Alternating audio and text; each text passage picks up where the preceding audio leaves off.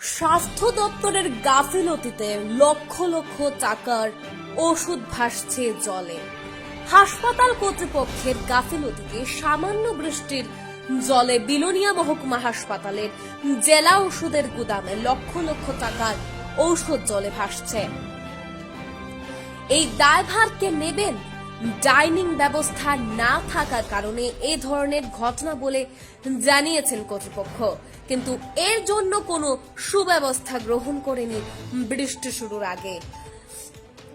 বিগত দিনের ধরনের ঘটনা থেকে শিক্ষা নেননি স্বাস্থ্য দপ্তরের আধিকারিকরা। জেলা ওষুধ গোদামের রক্ষক বলেছেন মহকুমা এবং জেলা আধিকারিককে এ বিষয়ে জানিয়েছেন। জেলা আধিকারিক বললেন মহকুমা আধিকারিককে জানিয়েছেন।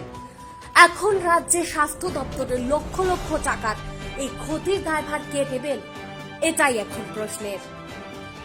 Bureau report, Dharmanagar news online. কি দায়িত্বে আছেন? আমি ডিস্ট্রিক্ট স্টোরে ফার্মাসিস্ট ইনচার্জ। এখানে বিলোনিয়া হসপিটালে ডিস্ট্রিক্ট ডিস্ট্রিক্ট স্টোরের আপনি দায়িত্বে আছেন। এই যে এতগুলো টাকার ওষুধপত্র নষ্ট হয়েছে, ব্যবস্থাপনাটা নিলেন না কেন দাদা? না, অ্যাকচুয়ালি প্রত্যেক বছর বৃষ্টি হইলে পরে তো আমাদের এখানের মধ্যে যে ড্রেনেজ সিস্টেম আছে না, হ্যাঁ ড্রেনেজ সিস্টেমের এখানে যে বাইরে দিকে জলটা যায়, হ্যাঁ। ওইখানের মধ্যে তারা ব্লক করে দিছে। কারা? বাইরের কেউ কোন লোকে জানি, এখানে যে আউটলেটটা আছে না, হ্যাঁ, আউটলেটটা ব্লক করে দিছে। এটা নিয়ে অভিযোগ কারে করছিলেন? আমি তো স্যার সিএমও স্যারের জানাইছি। তো এই সরকার যে এভাবে এরকম রাখে এরকম ওষুধ নষ্ট করে নিতেছেন, আপনারা রোজ মজুদ রাখছেন না ঠিকভাবে, এটার জন্য জবাব কে দিব দাদা?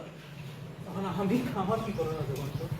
এখানে ওষুধপত্রগুলো কম আসেনি বিলোনিয়া হসপিটালে, বা ডিস্ট্রিক্টে সার্ভিস দিতে গিয়ে কোনো রকমের ওষুধ ক্রান্তি, তাহলে এতটি ওষুধ নষ্ট হইব কেন দাদা? এটার জন্য আপনারা কোনো চিন্তা করছেন না? আমি কি করতাম? আপনি কি করতেন বললি মাত্র হয়ে যাবো ব্যাপারটা? ব্যাপারটা হলো যে আমরা তো চেষ্টা করি স্টোরেজ ঠিক মতো রাখার জন্য। কেমনে চেষ্টা করলেন এটা?